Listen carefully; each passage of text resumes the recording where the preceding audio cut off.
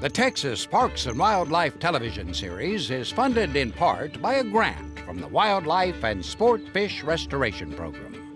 Through your purchases of hunting and fishing equipment and motorboat fuels, over $50 million in conservation efforts are funded in Texas each year. Additional support provided by Ram Trucks, built to serve.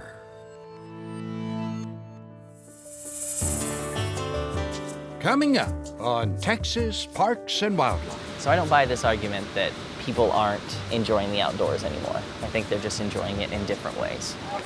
Maybe a little bit of a pride thing when you get to Cotton Feet. That's got to be the hottest spot in the whole race, and you don't want to mess up.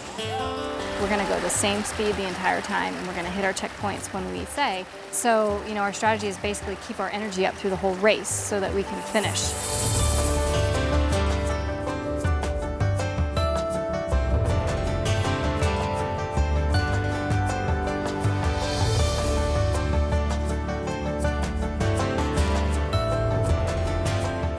Texas Parks and Wildlife, a television series for all outdoors.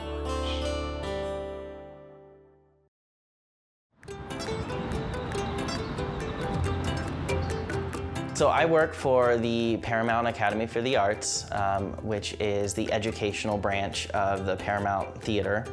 Working at the Paramount is a very fast-paced environment. It's go, go, go. Okay. You know what I mean? Oh, I don't know. Is showstoppers one word? Yeah, I'm excited. See ya. Paramount is in downtown Austin. It's right off Congress Avenue, just a few blocks from the Capitol. Everything's very fast-paced. And so that's why I really like to take a step back, take a breather, get outside. There are so many opportunities, even within an hour's drive. So I don't think it's difficult to get outdoors, but it is something you have to make it a priority. I think a lot of times being outdoors can be intimidating. I definitely felt that way. I know a lot of people feel that way. But I don't think you have to have that background information to enjoy a state park. I don't think I bring anything super special to the table. I think I just ask the right questions, and I'm not afraid to admit when I don't know the answer to something or I don't know how something works. It's not state of the art, it's not anything fancy, it's pretty simple, but it works for me. I probably do not get outside as often as the generation before me. But I also think it's coming back into style. I think people are realizing the value of the outdoors and the value of just experiencing and exploring nature. I don't know what it is, but it does not look friendly. I don't think anyone hates the outdoors. I think that's bogus when people say that. I think there's something in the outdoors for everyone, and you just have to sort of find what your thing is. So I don't buy this argument that people aren't enjoying the outdoors anymore. I don't think that's true. I think they're just enjoying it in different ways. I don't think there is a right way to use nature. You know what I mean? I don't think there's a right way to experience the outdoors. Reading a book outside is one of my favorite things, and it's good in almost any circumstance.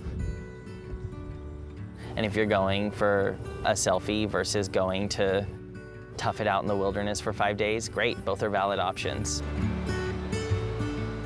All right, I'm gonna do it. I'm gonna be super narcissistic and get a selfie. Please don't judge me. I think the outdoors are for everyone. I think they are called public lands for a reason.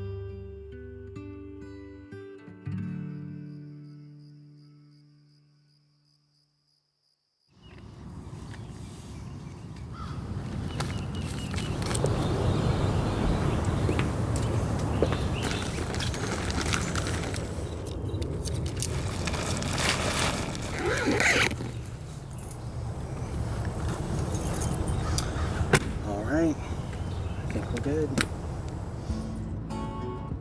I feel like that's a common goal in general, is I want to spend more time outdoors. but until you book it, until you make the plans, it's not gonna happen.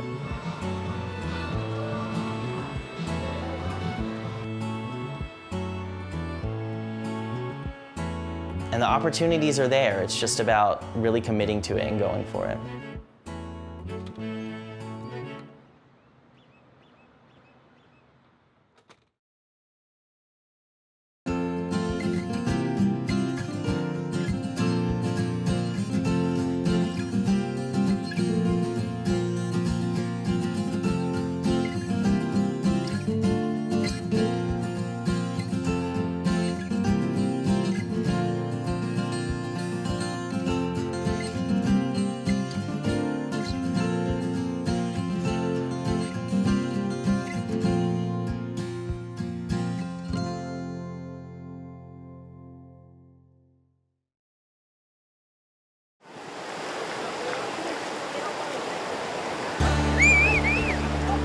Texas Water Safari. A race for warriors. You know, parts of the river have been just pressure washed, and it's just like a highway. It's like driving down I-35. But then, you know, you get to a spot that's completely junked up and jammed up. A race to reconnect. The partnership and the love that you feel, you know, going through this, it's just amazing. It's rewarding and ridiculous all at the same time.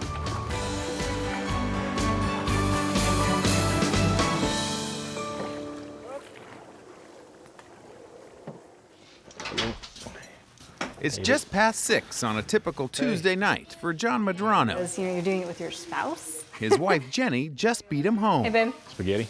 Yeah. Your busy American family with 2 jobs, 2 kids, and an incredibly hectic life. Oh man, that's it. That's it. A lot of that personal time that we spent kind of came to a halt. Y'all had some of the other stuff. We do. I mean, you just kind of wake up one day and you look at each other like, who are you? You know, because you spend all of your time trying to do everything you can for the babies. And then you kind of look at each other like, you've changed and you don't really know what you've changed into. Apparently at some point along the way, I became grouchy. Careful, it's hot. It's hot. This here boo-boo, does it hurt? Which one? This one. Oh yeah, that's a callus. So tomorrow, it's like standard run. Get up at 4, out of here by 4:30. Totally spaced right now. I'm tired. John and Jenny are training for the Texas Water Safari, which is about 4 months away. I know, I'm gonna have trouble steering. This will be a fun experiment. Neither had even paddled in a canoe together before this. All right, ready? Ready, babe? Yeah. And now they train just about every day. It's gotten a lot better compared to the first time we were out here. We didn't even have these paddles turned the right direction, as embarrassing as that is. They've named their team Couples Therapy. So we had lost a lot of time together, and this is, an effort in trying to get that back, and it's worked wonderfully. It's been healing and helpful for us in a lot of ways. I had to spend most of the time at the beginning just basically making the boat go straight. Cut. So now I'm trying to learn my paddle technique. Cut.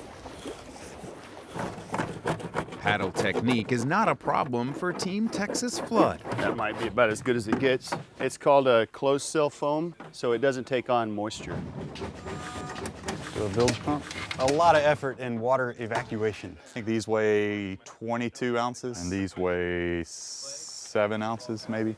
The 6-man veteran team won last year and is expected to repeat. Best thing is just we're all good friends, you know. It's just guys that I enjoy spending time with. You know, we did it last year. We put the team together. We all had a real good time. After the race, we all wanted to race together again.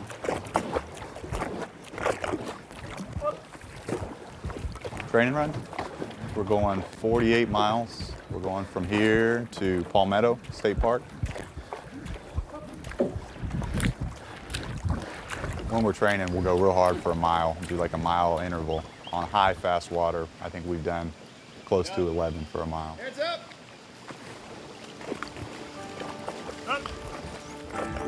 Deemed the world's toughest canoe race, the Texas Water Safari is a 260-mile river adventure from San Marcos to Seadrift. It started in 1963 and has become one of the premier paddling races in the country.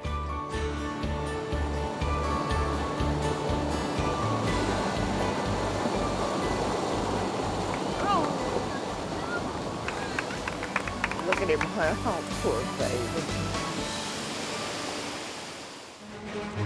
Good evening from Central Texas, the scene of utter devastation, a natural disaster of epic proportions after days of relentless historic rain triggered raging floods. Because of the historic flooding, the race is postponed twice, I wish I could jump down that like that. delaying it over a month. No, but now nothing's going to be the same. And we're novices, so we prefer to go, look at it, scout it out. So it'll be interesting. With just a week till the race, both teams get in a final practice. As compared to previous years that we've raced, this is probably one of the highest water years that we've seen. So a lot of junk, a lot of logs, a lot of portaging in the river. The six-man team swamps at Cottonseed Rapid. So we've been practicing this stretch all spring, and we had it each turn just down pat, We were nailing it, and then it flooded, and everything has changed, and we've got almost zero time to learn the whole river.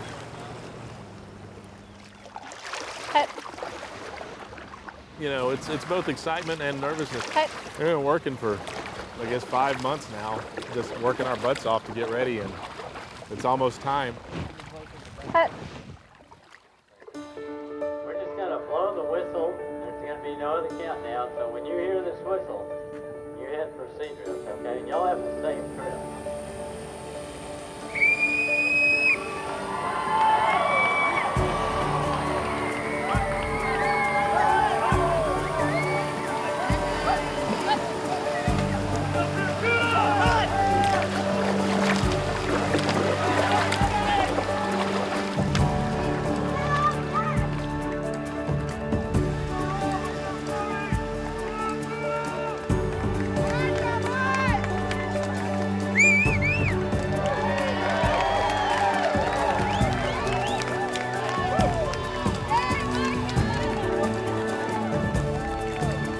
Maybe a little bit of a pride thing when you get to Cottonseed. That's got to be the hottest spot in the whole race. There's people everywhere, but we had swamp and practiced a couple of times, and so you want to do it well. You don't want to risk messing up your race there by doing something silly, and you don't want to mess it up.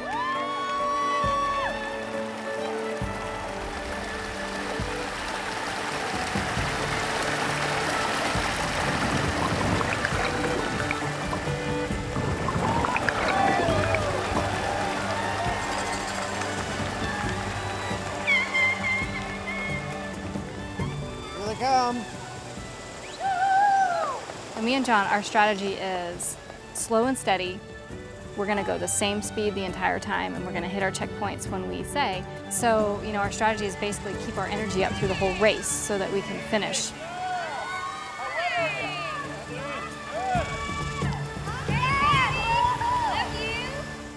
We are at Fentress on the San Marcos River waiting for Team 150 to come through.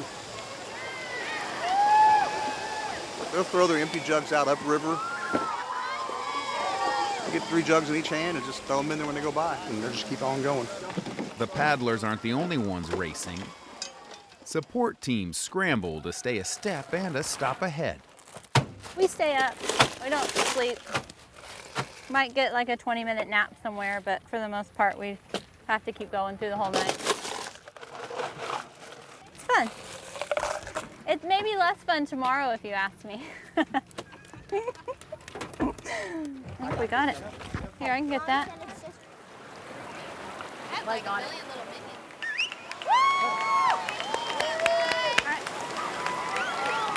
Hey, Kathy, they're coming over here. I can't pull anything out. Yup. Pull your drugs out. They don't want us doing it. Will you get that bite bottle out?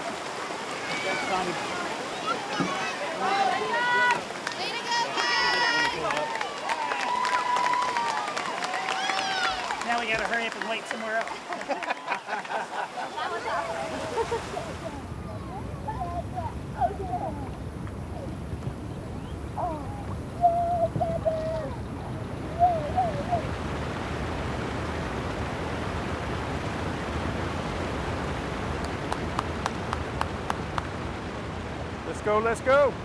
Doing good. Going okay so far. We're staying on schedule, that's good. This is fun. Well, at Zedler, we're preparing for nighttime. It's going to be dark. We don't want to have to pull over on a riverbank and put lights on, so we're doing it now. Look, we have matching lights. They said at Palmetto, you need to go right. Yeah. Okay. Try not to spend too much time there. It's easy to spend time at checkpoints, talking to people or doing things. We don't want to get in this trap. We just want to get right back in the water now and go. All right, keep up the good work. Thank you. Absolutely. Keep it going.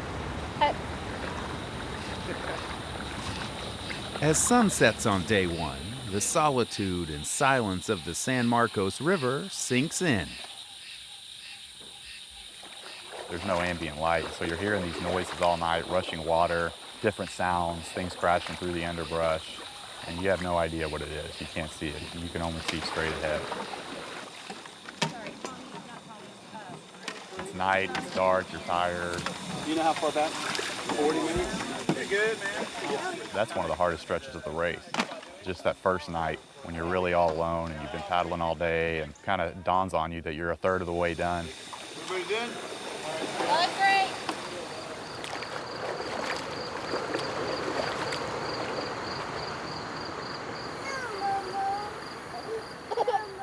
Hang on. Look, baby, Daddy's in the boat. Say, go, Dad, go. You gotta be louder so he can hear you. Go, Dad. Hey, babe. They look good. This is my vacation, man. It's a hell of a lot easier than going to work every day. I mean, for sure. So this day two, when you're super tired and all you're focusing on is staying healthy and trying to get that paddle in the water and pull on it hard, you've totally forgotten about everything else. You get to this real simple existence. It's just a beautiful river. Year after year, you see things change. You see the same magnificent tree year after year, certain places that no one has access to unless you paddle to it.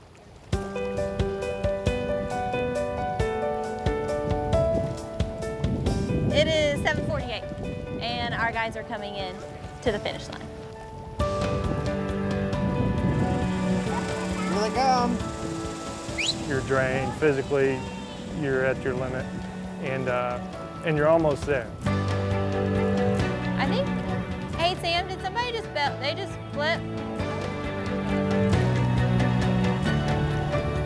Yeah, that sucks. They just flipped out in the bay, so they're trying to get back in.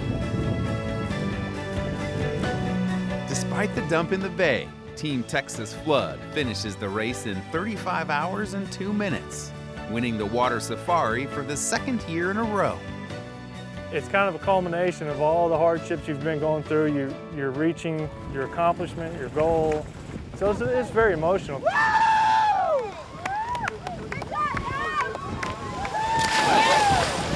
To reach that point, you've put your stamp on it, good or bad, and you can look back and be proud of what you've done.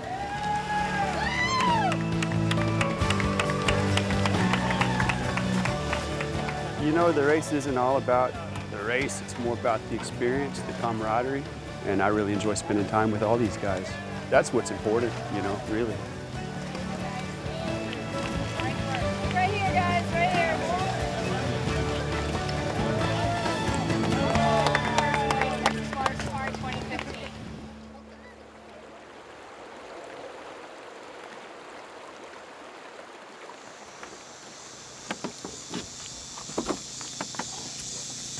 How y'all holding up? Doing all right. Oh, yes. Man, this is like my third Whataburger meal in 2 days. Probably 90% in the middle at this point. You know, we learned the skills as best as we could in 7 months. But it's very challenging. It forces you to push it to the limit, and that's what we're here for.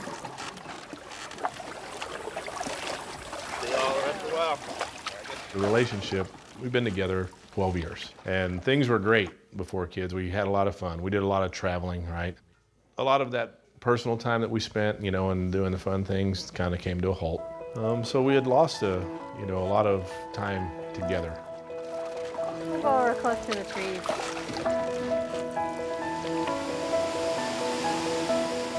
Get pounded from waves from both sides. You better hurry. Yep. The river healed me and John quite a bit.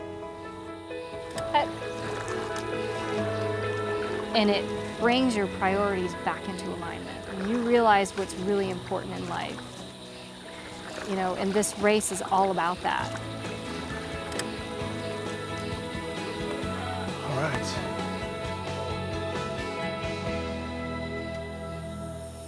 How we doing? Over here. All right. Doing wonderful. Right here, right here. That was miserable. Go past the blinking light. Oh, that was just never ending. You guys doing awesome. John was a little concerned about me hallucinating pretty badly. At least for good hallucinations. Also, right now, we're not taking care of ourselves like we have throughout the race. Every hour we ate, consumed stuff, we were making sure we were drinking a lot. We weren't doing these basic things to keep ourselves healthy. You know what I need? I need a Zantac. I have like raging heartburn.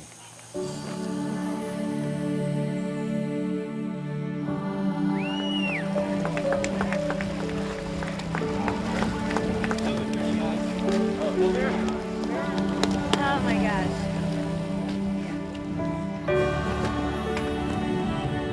Yeah, they took a beating this time. They took a real beating. You get hooked. It's a spiritual cleansing because it makes you appreciate everything. All the small little things like a place to lay down.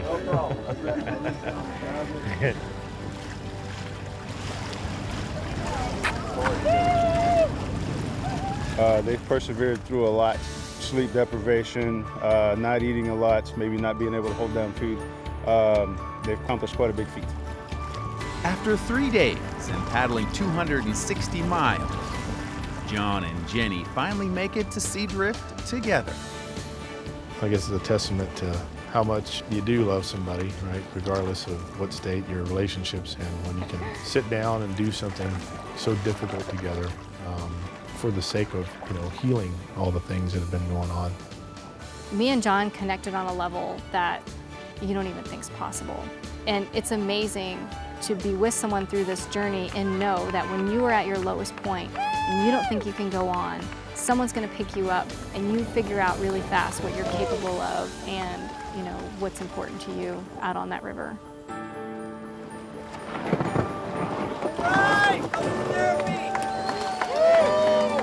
It's great. It's a wonderful feeling.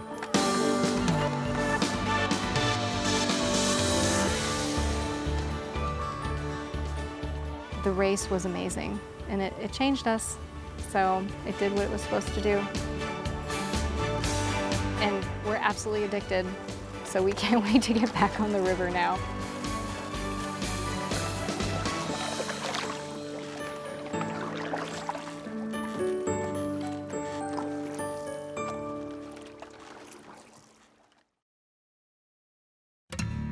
Let Passport to Texas be your guide.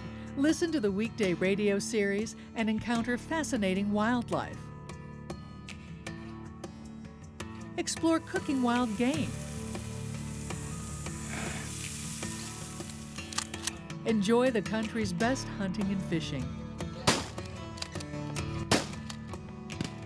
Visit PassportToTexas.org to find a station near you. And remember, life's better outside.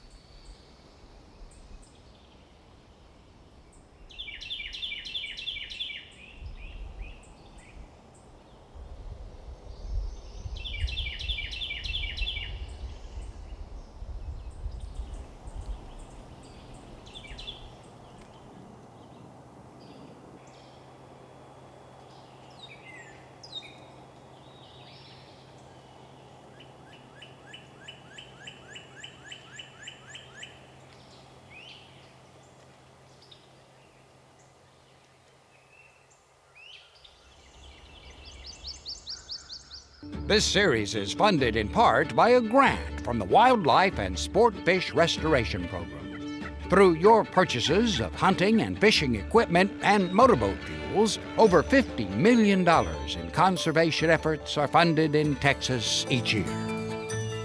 Additional support provided by Ram Trucks, built to serve.